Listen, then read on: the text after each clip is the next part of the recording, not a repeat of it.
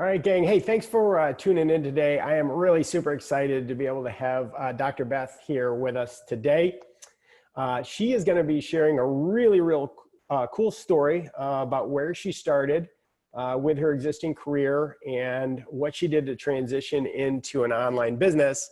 And then at the end, she's going to be giving us some really cool free stuff. So you're going to want to make sure that you stay till the end, because this is what is it? The 5-day challenge? Yep, 5-day food empowerment challenge. 5-day food empowerment challenge. And then you've got a survival snack guide as well. You got it. Cool. All right. So everybody's going to get links to be able to get those. And now is the time, right? Especially where everyone is kind of trapped in their homes and you're trying to find ways to provide value, to give to your customers, clients, members, students. This is something that you're going to be able to share with them. So you're not going to want to miss this. And I will be dropping the links to those things here as we go. So, Dr. Beth, welcome. Thanks. I'm excited. This is the first time I've done my hair and makeup in like weeks. Perfect. I haven't done my hair and makeup in weeks either. Some people are not as naturally inclined as others. Yeah.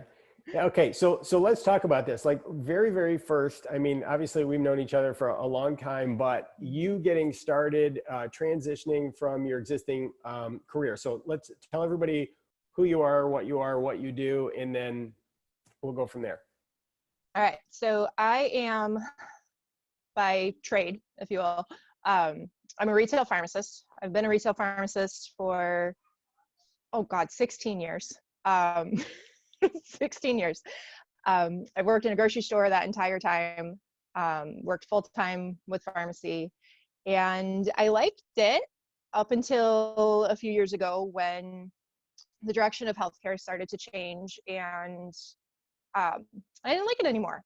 And my kids needed me. I've got 2 children. I've got a 5-year-old and a 7-year-old. I've got a husband, I got a house, I got a dog, and what I did not have was time. And I was spending so much time and so much energy doing the things that I didn't like to do, that I had nothing left for the people who needed me most. And, through a whole huge long story that you don't need to hear about today, I had some health issues. And what happened was, through my autoimmune discoveries, what I found was that food helped me far more than any medicine ever did. And so as a pharmacist, like, that's kind of like a mind-blowing and kind of contradictory thing. But that really kind of sparked my interest in learning more and learning alternatives, and really kind of starting that pathway. And what I learned, other than like I felt way better changing my diet and really paying attention to what those food triggers did for me, was that I had way more value providing that information to people that were in a similar situation than I ever did giving somebody their cholesterol pills, told them to take it, and then they yelled at me for the price. Like, it was a huge mental shift for me, and it was a huge kind of defining moment for me of purpose, and as you grow up, you start to learn what you want to be when you grow up. It's kind of this big shift where I was like, I can't. It wasn't I didn't want to, it was I can't do this anymore. Right. And so I started looking at ways that I could do that. And then that hobby started to become much more of a passion, and then flipped gears. And, I've talked to you for a lot of years about how, my job is sucking my soul, and, what can we do different? Yeah. And then we flipped a switch, and now I'm doing a different thing. That's really freaking cool. Yeah, I think everybody goes through that, right? Because for a while we follow a path and we find that we're not really pursuing a passion anymore. And I talk to my kids about that all the time now. It's like, hey, listen, looking back, if I could tell you one thing or one bit of advice, it's to follow something that you're actually passionate about. If you can figure out what your true calling is, which isn't an easy thing to do, but once you figure that out and you pursue it, all of a sudden, anything becomes possible, and what you are currently doing becomes something that you just can no longer do. You just literally can't anymore. Like you said, it's sucking the life out of you, and it just becomes a non-acceptable Hmm. continuation of life. Yep. Yeah, So exactly. so that's what we talked about. Like you talked to me about that, and you literally used the word dread. You said, I dread that, even going in Hmm. for one more day. So you had to reach a certain level of pain in order to be able to do something. So what were the we always talk about this, your fears, frustrations, and desires. What were the things that you were most scared of to really go for it? What were you frustrated with? What was the motivator that made you go, that made you do something amazing with us? The motivator was that my values kind of shifted, Mm-hmm. and that, I don't know, that doesn't sound right when I talk about my family and my values. My priorities shifted within my values. How about that? Okay. I came to the place where the people who needed me the most were not getting the best of me. And it started affecting way more than, I just don't want to go to work today. It started affecting me coming home and not being present for my family. Mm-hmm. It started to affect me coming home and just not wanting to talk or engage or do anything with the people that I go to work to support. And that was the non-acceptable part. And then I end up faking it in both places, and then nobody's getting what they need and what they deserve from me. And that. But taking that leave, the only way it was going to get better was if I decreased the hours that I was spending, Right. Right. in retail. And retail pharmacy is how we pay our bills. And so, we've got a house, we've got cars, we got the things, right? Everybody's got things. Right. And being, how do I do that? How do I drop like, I worked full time. I had a guaranteed salary that was coming in every week. Right. How do I give up the guaranteed thing to support this hobby that is not? And that fear is the thing that held me back the most. And that's the fear that, I still have that fear, but that's the fear that drives me to continue and fight and strive harder. Yeah, the funny thing about that is that fear never goes away, because I think that's the motivator. I think it's almost primal. It's all of a sudden you're responsible to go out hunting every day yourself to generate new business. But what you end up finding is that, especially if you look at your history, you realize that uh, you are the kind of person that's just really damn good at doing what you do, and you attract people to you because you've become the kind of person that you are. So what ends up happening is that not only do you generate the income that you were making before, but you exceed that income by substantially, and you create freedom in the process. And I think that's the thing. It's just like on the other side, all you have to do is have the courage to open the door and walk through it. And it's amazing on the other side. And you just have to hang around with more people that are doing the same thing, because when you hang around other people that are doing the same thing, they're supporting you with your go up goals, and they're in your witness to it. I mean, you've seen what, my lifestyle is and what it's become because of that. And just because, we're in proximity to each other now, and we're working together, and, we geek out on the same stuff together, magically, all of a sudden it starts to work, right? Mm-hmm. Well, that's one of the things that I worked on a lot, especially in the first part of the year, where I I made the decision to drop a day at the pharmacy before I really had income, and like that was it. I set a date, and I Yep. was going to drop some hours. Yep. So I had a deadline. I had to make it work, Mm-hmm. and I had to get out of my head about it. Yes. And so one of the things that was really helpful was that environment and that identity shift, because I was petrified. We had worked together, tried a bunch of different things before I flipped over to more of a high ticket structure, Mm-hmm. and I wasn't attracting the right people. And because I wasn't attracting the right people, they weren't getting the results that I was working so hard to get them, because they weren't invested in that process. And so, spinning my wheels, then that created so much business doubt for me of, what if I can't do this? Yes. And when you look at the mirror and you're like, what if I can't do this? Mm-hmm. I talked myself into thinking I can't do this. So I had to get out of that, and I had to start creating that environment that I believed I was worthy of it, Mm-hmm. and that I could share with like-minded people, because that environment that I was around was holding me back. It was that scarcity part of what if. Yes. or people aren't going to pay this. It's not worth that to them. Well, I had to just like stare at myself and say, shut up. Yes, it is. Yeah. This is why. And starting to focus on that and looking like, I'm getting more like crunchy in my, as I age, about like affirmations and, you know, writing things out. But that was something that was really helpful for me, was to literally look at something every day and know that I'm worth it and I can. Yeah, I think you said a couple of things there that I think that are important for anybody that's thinking about this too. Is it's kind of like what Tony Robbins says: in order to take the island, you have to burn the boats. You have to put yourself in a situation where there is no other choice. You have to succeed, right? You have to become the person that you need to become, and you have to be willing to put in the work. But it doesn't, you know, after a while, it doesn't feel like work anymore, because it's just passion. You're building something around something that you're excited about. But then number two, sometimes we look at ourselves, am I good enough?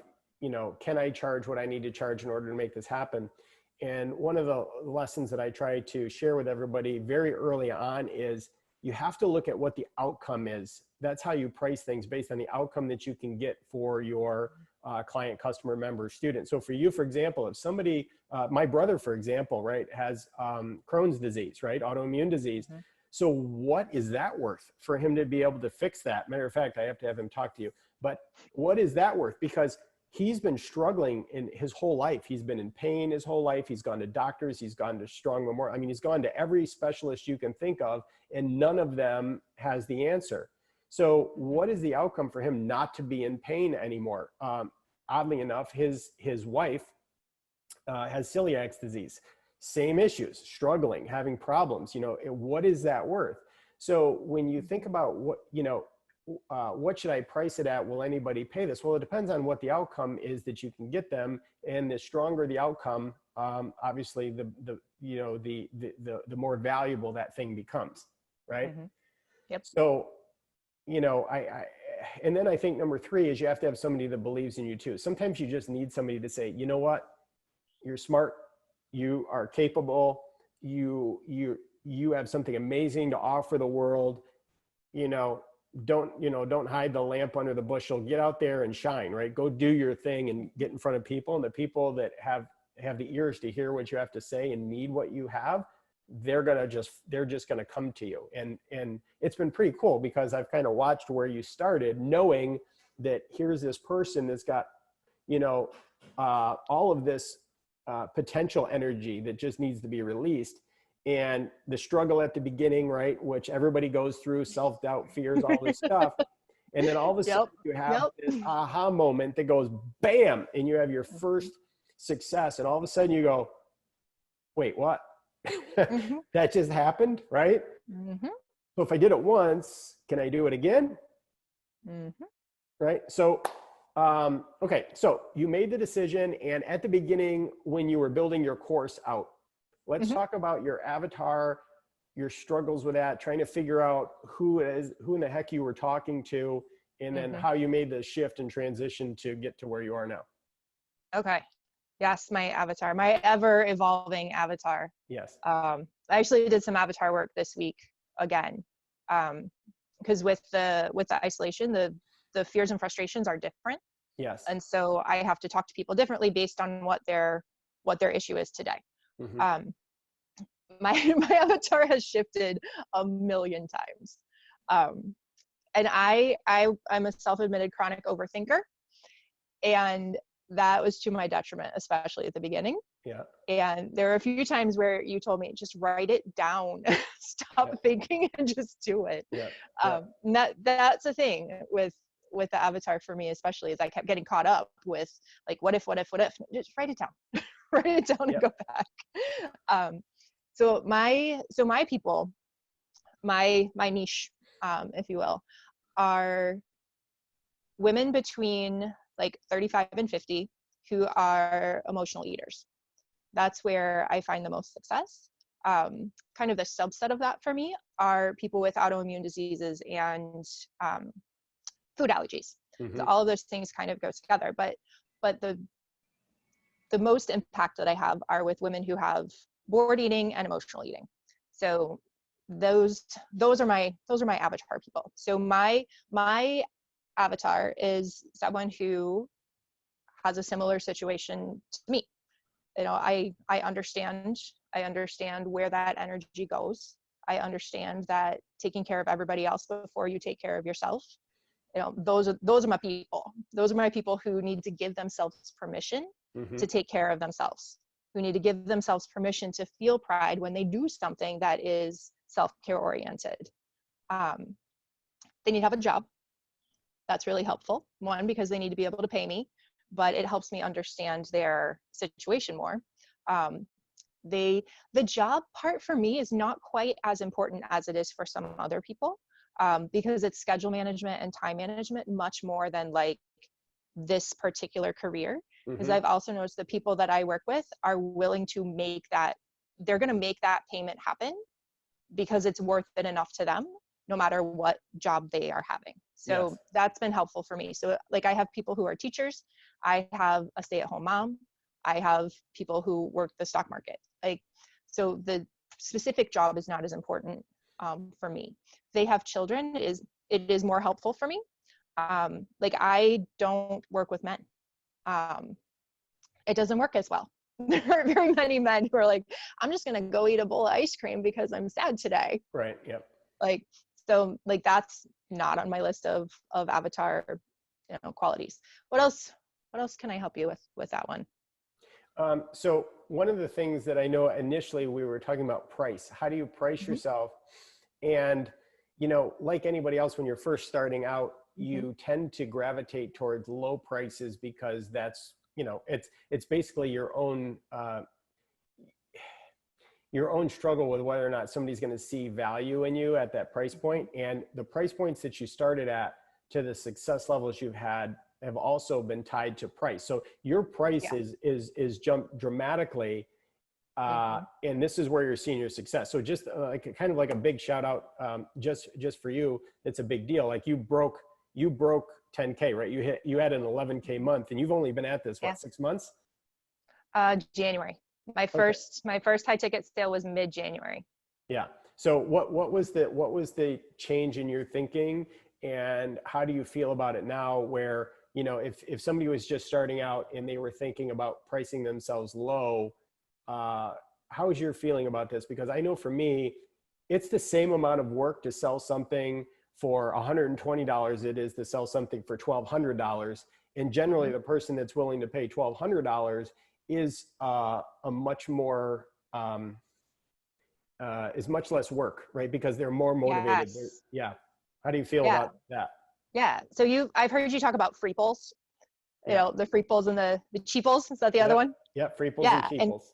And that is a true story. And so when I first started my 6-week program, I priced it at $497. I had two people in like 4 months, and neither of them lost more than 3 pounds in 6 weeks. Yep. One of them ghosted me after 2 weeks. And I would, you know, spend all this time in market and got nowhere with it. Barely had any interest, barely had any sales calls about it. And then I would get to, you know, the $497 price, and that was too much. Right. At this point, I didn't know how to handle money objections and truly, you know, I had no idea how to close sales. So that was also part of it. But I wasn't attracting the people who thought that was worth it to them. And so we did some modifications and thought, well, maybe, you know, since I did have a fairly decent following within my free Facebook group, you know, maybe I would market a little bit differently. And if I had more volume, I could lower that price. So we flipped it to like a monthly subscription, and it was $57 a month for a minimum of 6 months, and then they could continue after that. I had 3 people do that. One of them showed up one time. Yes. Yeah. And I was like, oh, sweet. So that'll be like consistent income, but it's $60. Like, that's not enough to live off of. And it's not enough for me to be able to successfully drop days at a pharmacy. Right. Like, I make more than that an hour. So for that to have a month, like, that makes no sense. So the biggest thing from that is what I learned is that those people aren't spending enough for them to see the value in their money. Hmm. You know, they put more value on their iPhone than they do on the investment in themselves. True. They didn't see it as an investment because they could just go buy a pair of shoes that cost more than that. And they did. Or, you know, their groceries, they didn't have to think about what that money was going to. And when you have a high ticket item, like, you better freaking use that. Like, I think about, you know, where I spend my money, and like, you know, where are we going to buy a house and what kind of car am I going to have? Like, there are play toys. And if Hmm. you're going to buy something that you are going to invest a high amount of money in, like, are you going to stare at it, or are you going to use that? Yes. And when I'm talking to people who are looking at, you know, fairly bleak futures about their health and their wellness and their, you know, mental health involved in all of that, they have to be invested in that process or they will fail. And that's not my fault that they failed, is that they didn't want to do it and Hmm. weren't at a point where they valued it enough. And so attracting the people who didn't have any real motivation didn't do anybody any favors. That doesn't help my business. It doesn't give me financial stability. I'm wasting more energy on people who aren't willing to do that work. Right. And it doesn't give me social proof. It doesn't give me a testimonial. It doesn't give me something that I can show to future clients to show why my process is helpful. Yeah, that's kind of like, you know, that old adage, right? You can lead a horse to water, but you can't make him drink. And Mm-hmm. I'm definitely very guilty of that. I had been for years, and I still find myself doing that, right? We want to save everyone, and you bring them to the water and you want them to drink, and then they just don't do anything with it. And after a while, you start to figure out, wait a minute, why am I doing this, right? It is literally, you would get angry, right? You'd get angry with it. You know, Mm-hmm. why aren't they doing this? Why aren't they, you know, taking a vested interest in themselves? What is wrong? And then what happens is, as you mature through this process of building your business, all of a sudden you start to realize the problem isn't with them. The problem is with you, because you chose to work with someone that wasn't motivated enough to do what Mm-hmm. they needed to do.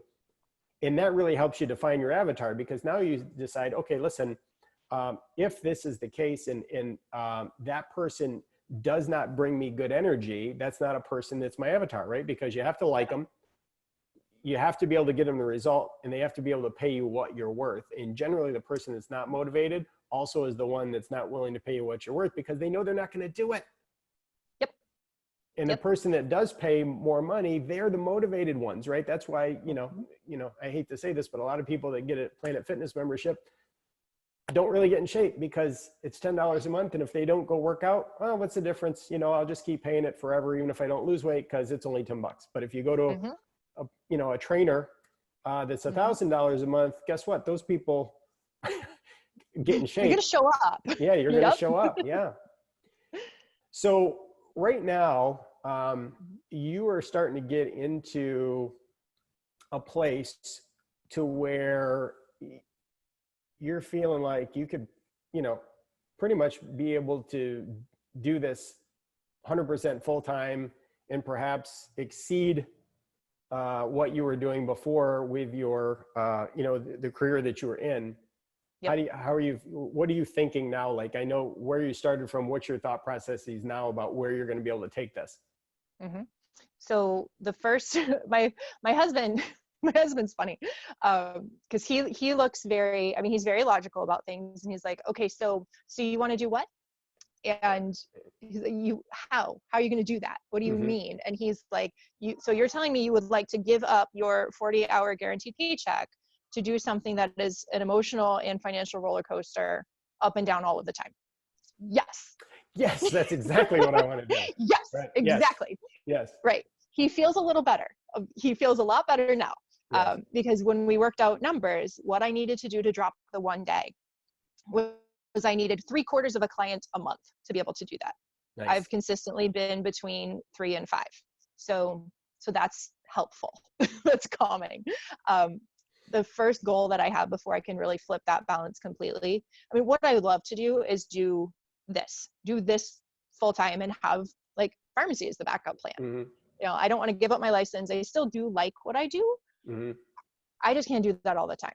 My kids need more from me as they're getting older. I need to have more flexibility with, like, I don't want to, like, they're 5 and 7. I'm missing out on stuff now. They're not in Right. sports. They're not doing that stuff yet. Mm-hmm. So shifting that focus and doing that now is going to set me up to be able to actually be present and be the mom that they need me to be.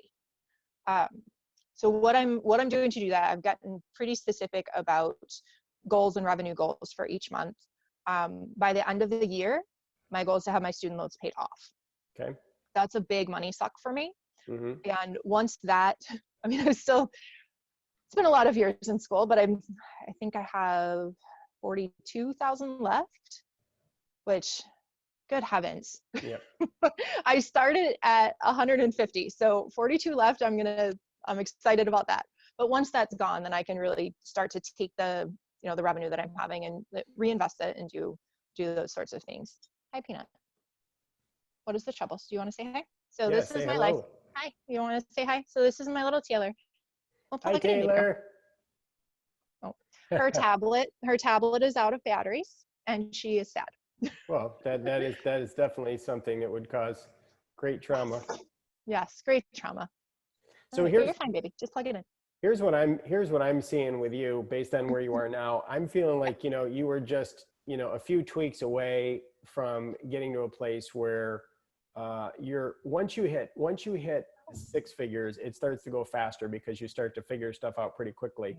So I'm really feeling like you're going to get to a place within the next 6 months where you're going to be flirting with like, $20K a month. That really would be amazing. My goal by June is to be consistently 10K and up. Yeah. My January was what, 6? Yeah, close to 6. February was 11. March was 8. Yes. April, I had to do some more focus on some back end stuff. And then with the homeschool situation, Sure. I have not taken as many sales calls, and that's okay. I had to flip this month's priorities. Yep. But the 5-day challenges that I was doing is turned into my biggest marketing and my biggest prospecting. So that's been a big game changer for me, Taylor.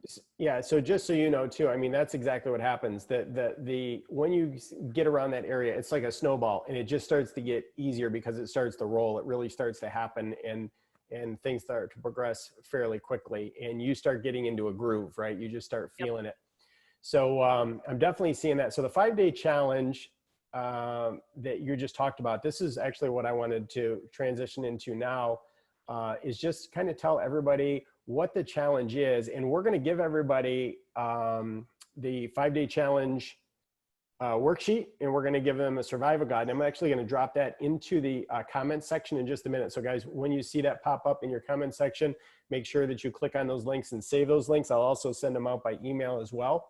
But this is a good opportunity for you to be able to share something of extreme value with your customers, clients, members, students right now, because there are a whole lot of people in that 35 to 50-year-old age bracket that Dr. Beth talked about that you already do business with that would really appreciate having a little bit of me time to focus on something that would benefit them specifically, right? So when we give you these cheat sheets, these are things that you can turn around and send out to your people.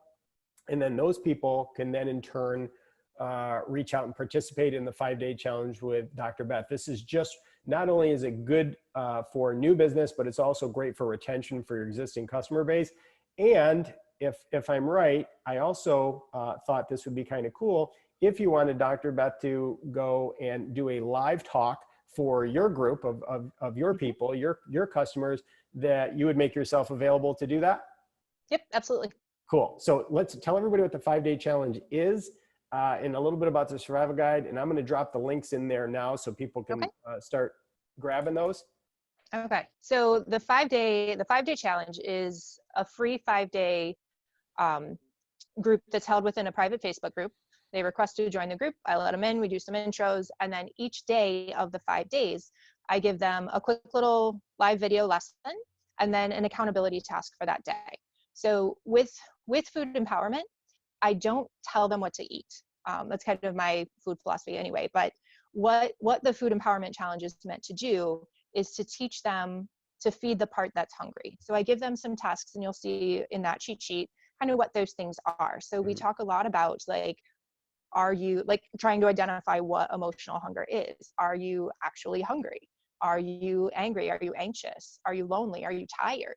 You know, and those skills are one of the things that fast track people to weight loss the most, because they start to really observe what's going on with their body.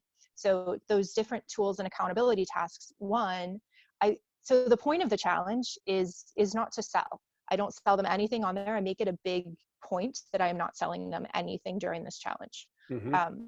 It is a week-long indoctrination process.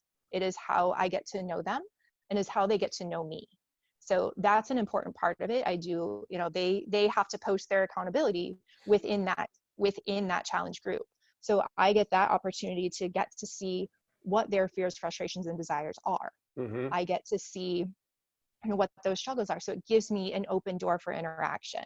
So sometimes it's commenting there, sometimes it's sending them a personal message, sometimes I'll do like a Facebook voice message for them if they're really opening up, and then I use that to schedule sales calls later. So the cheat sheet has lots of different stuff, lots of snack tools. Portion sizes is a big one within there. And then like the tools like the hunger scale type of thing is one of the things that I use. And that's a really good tool that I use with families because that hunger scale, especially right now when everybody is home, like there's so many, my kids ask for a snack 500,000 times a day. So do I. Right. Right. And so like we're opening the pantry and we're shutting Right. it. We're like, there's still the same crap in there. And then you open and shut it. Like, are you hungry or not? Yeah. So identifying what that is a big deal. And then the portion size thing is also something that is really, it's really helpful, not just for parents, but the children learn a ton from that too. So we talk about that, you know, in our house with my children. No, Dylan, not right now. I will get you lunch after I'm done. There we go. Case in point. Case in point. Right. So, you know, using, you know, and it's the portion guide is all with your hands. So being able to teach that with your martial arts students and having that accountability within the family group is something that's pretty valuable, because you know that, you know, your fist size is appropriate for like a fruit serving. Your children's hand size is the same thing. So it's still proportionate to their body. So you can take those tools and use that, you know, no matter where you are, if you're stuck at home in your house or when the world reopens, you know, if you're in a restaurant, or know that like a pizza, it shouldn't be the size of your head, right? You know, having those tools no matter where they are. So that food empowerment challenge teaches them those physical versus emotional hunger things. And then we get into more stuff about like emotional connections to food and, you know, physical connections to food, and are there consequences for those things, and a lot of the mental stuff that goes on. And then the whole message with the food empowerment is that you are in charge. You are in charge of your body. You are in charge of what you put into your body, and then you control that outcome. So that's what the food empowerment part is I don't teach them squat about actual food. I teach them to listen to their body so they know what to do with it. Does that make sense? So it does. But and one of the points I want to make sure everybody gets here, because this should be one of those aha moments for you, is that one of the things that you said is that you are teaching them, you're giving them a week-long process where you're getting to know them. So you're educating them. And that's one of the things that I talk about. If you have an idea that you're super excited about, don't think about trying to sell something. You don't have to be a salesman, right? Or a sales professional, a saleswoman or whatever. Get that out of your mindset. Instead, be somebody who is in it to establish a relationship, and you're going to educate, motivate, and inspire them through your content, your course content. I like to say you're going to give them a taste of the ice cream before they have to buy the cone, right? You want to give them enough to where they start to listen to you, they start to respect you as a teacher, they start to see whether or not they feel like you're the person that can actually help them. And then if they make that connection, your avatar will hear your voice, right? And when they do, then they're going to want to take the next step and move through the process. So forget all of this stuff about trying to find the next clever way to get somebody to buy in based on price, and instead do what Dr. Beth is talking about here and saying, hey, listen, let me just share with you, let me give you something from my heart, from my soul, from my mind, from my knowledge and experience. And if you want more of it, then we can have a chat. Yep, So exactly. super cool. And that's, super cool. Yeah, it's fun. It's fun. I mean, it is some energy that I devote to that, but Yeah. that's how, especially with cold prospects, they come into that group, and that's how I can get them from that cold prospect to warm to on the phone with me. And then at the end of that challenge, I invite them all to a webinar workshop, and it's, how to tie those pieces together. I So good. still don't Yep. sell at that point. I give them some more information, and that's like the lead the horse to water part. That's like, Okay. I get them to see that I am the person that can help them. And then I invite them to schedule a call at the end of that workshop. And then I give them my link, they link to my schedule, and then we go. Outstanding. Yeah, It's outstanding. fun. So super cool, super proud of you for what you've been able to do so far. Really awesome, amazing. So hey, let's do this. I dropped the links to the cheat sheet and the snack guide in the comments. So if you guys, I'm going to drop them one more time. So if you didn't see it yet, those of you who are in attendance can grab those cheat sheets. And from here, let me ask a question of people that are in attendance. Number one, how many of you would be interested in having a chat with Dr. Beth about having her speak to your people? If that's you, drop a comment in there. So when I pull up the registration report, I'll know that, that you're interested. And then number two, let's open up and just have any questions. Russ says yes. Dave says yes. Chad says yes. Sounds good. Awesome. Cool. Yep. Beautiful. Okay. So Teresa says yes. Okay. Let's just open up and let's field some questions. Let's let Dr. Beth field some questions. If anybody has a question right now that you would like to ask her in relation to her business, number one, or in relation to starting a course online, right? I mean, this is the whole point. This is my message to the world, that I try to help people take something that they're super passionate about, that they love to geek out on, and turn it into a real business by creating a course around it, right? Because I really feel like that's the easiest thing to do, because that's what you're passionate about. So if anybody has questions about that, about, anything that you want to ask her about her journey so far in the past, 6 to 8 months or whatever it's been, go ahead and drop And those actually in there. on the course creation point, that's one of the things, and I actually haven't really told you much about where I'm at with the course. Okay. So with my course creation, that's been one of the things that I've been able to take and then tweak, especially with the follow-up opportunities, because that's what's allowed me to really scale. Because I started out with specific one-on-one, I take them, we meet once a week, all of that. Well, Right. it's great until I hit capacity where I don't have any more time to do that. Right. So I have had to make some adjustments and make my course that much more simplified, if you will. Yes. Not dumb it down, but make it as easy for those motivated people to really follow, and take it so that those people that I'm attracting are the ones that are self-motivated and can do it with a check-in, rather than those people that I have to babysit all the way along. Because that's not something that's going to allow me to really expand to the way that I know that I want to and need to. Yeah, I think you and I both feel this way too. I used to spend an hour-long session with somebody and it was just like, dumping of every problem in the world. But the thing is when you are somebody who's working with a motivated person, what you want really is you want to keep them in momentum. You want to just focus on the one thing that they need to move the needle.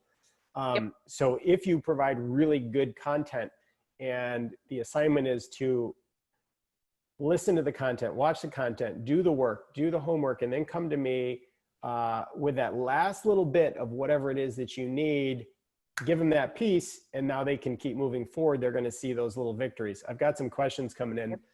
Teresa said, how did you start advertising? Did you start with Facebook ads? Basically, how did you begin?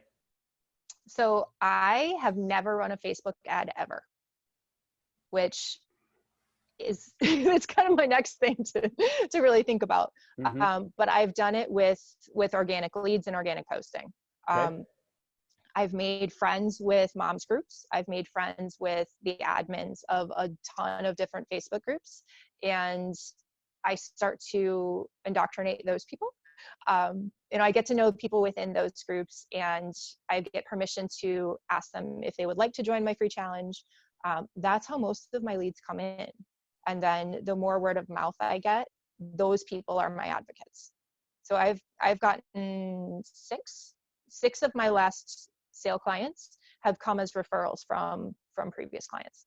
Amazing. Okay, cool. So organic, I do the same thing. Basically, when we talk about the 7 magic ones, we figure out the one avatar, which you know, and then what's the one traffic source? Well, the one traffic source for you that's easy pickings is Facebook groups. I mean, there's tons of groups out there with people that are exactly where those people hang out, that are exactly the kind of people you want to talk to. And then all you have to do is engage them and be sincerely interested in, giving little tidbits of advice. And then they want to, you develop a relationship and rapport. So a lot of people want to jump right to running Facebook ads, to really cold traffic. And that's just a hard way to do things. So you don't need a lot of money to get started. You just need to know where to go fishing to catch, catch the fish you want. Chad says, about how many people are you currently working with now? Okay, so this is great. This is great because this comes down to value on what you charge. He said, you hit an 11K month. Well, how many people were you working with to hit that? All right, so my 11K month, so I have a total of 17 clients right now. When I first started, my offer in January was $9.99. I currently charge $2,400. So there's a spectrum of price increases between there. But my 11K month was from 5 sales. Okay, so this is really cool. And for those of you who are asking this, especially if you people, the people that are online that just jump right into giving people monthly payments, there's a way around this. I've got a little insider secret for you. I'll share with you to show you exactly how to do that, to where you can allow somebody to have monthly payments, but you can get paid the same kind of rates that Dr. Beth is charging here, so you can generate income.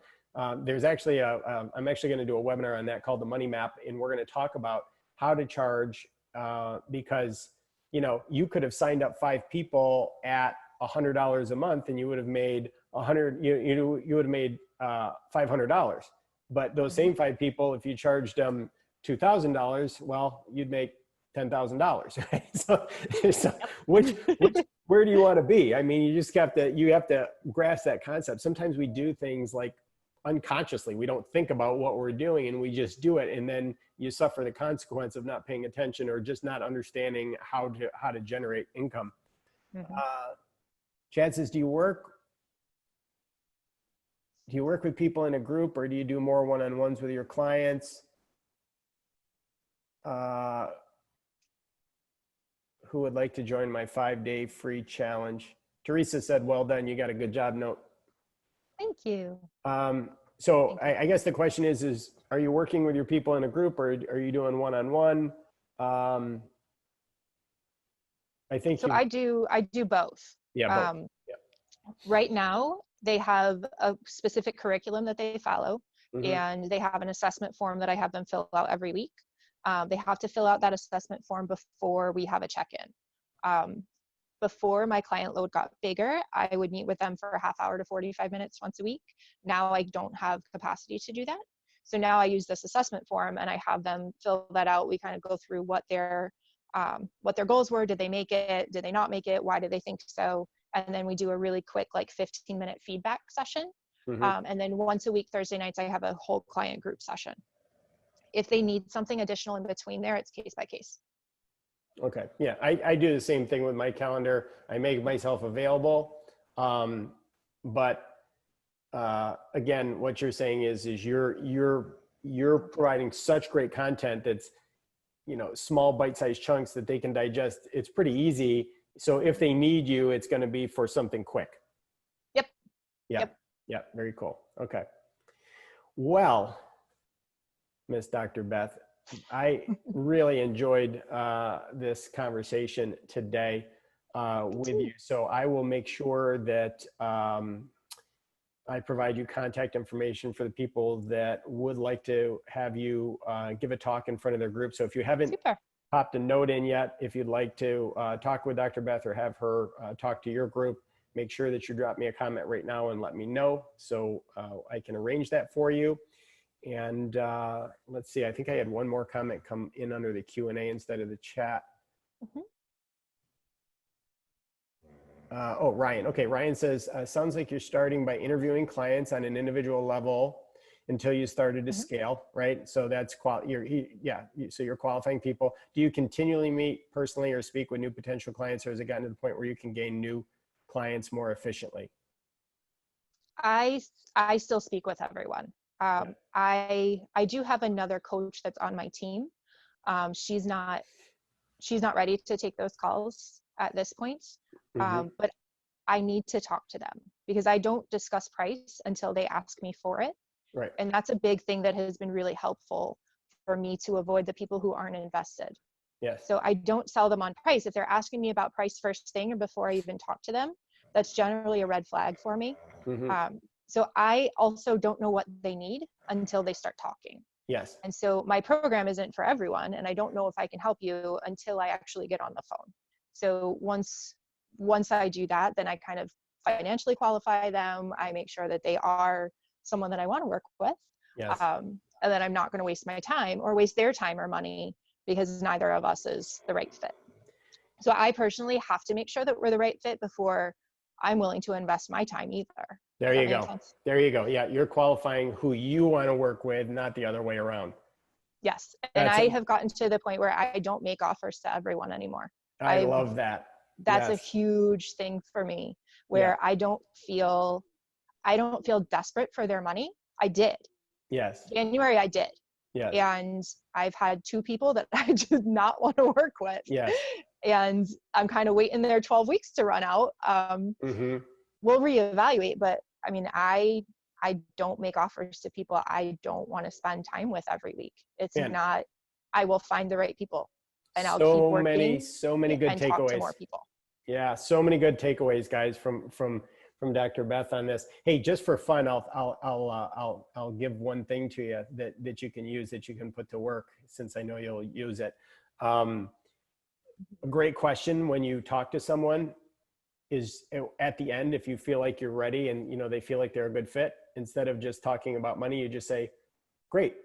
So Beth, where would you like to go from here? Mm-hmm. And that opens the door right there. Where would you like to go from here? Well, I want to do, how do I start? How do I do this? Okay, great. And now you transition. So it's a permission-based thing. Where would you like to go from here? It allows them the opportunity to take the next step. Craig said, Love it. my good buddy, Craig, that I've known all my life, came from the same neck of the woods, right? He said, you did an awesome job, a great job. And he wants you in front of his people. So I'll make sure I connect you guys.